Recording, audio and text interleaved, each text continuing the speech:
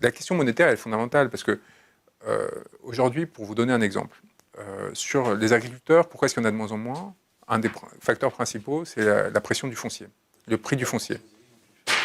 Le prix du foncier fait que aujourd'hui, vous êtes dans un Drôme, justement là où j'étais, les paysages sont magnifiques, et donc du coup, il y a des touristes, des gens très riches, qui, du fait des inégalités galopantes, sont capables de mettre 500 000 euros dans une petite maison d'agriculteur qui était là depuis plusieurs générations et qui en valait 50 000 il y a 15 ans.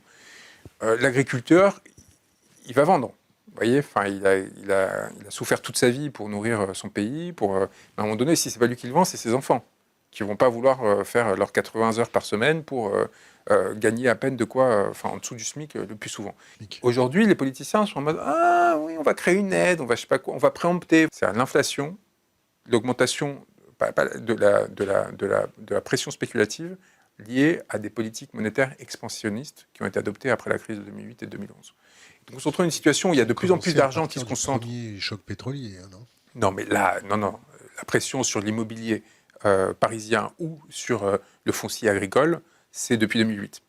C'est depuis en fait ces énormes masses d'argent qui ont été injectées par les banques centrales dans l'économie non réelle, sur les marchés financiers, qui du coup cherchent des débouchés tangibles et qui vont au plus safe, c'est-à-dire l'immobilier.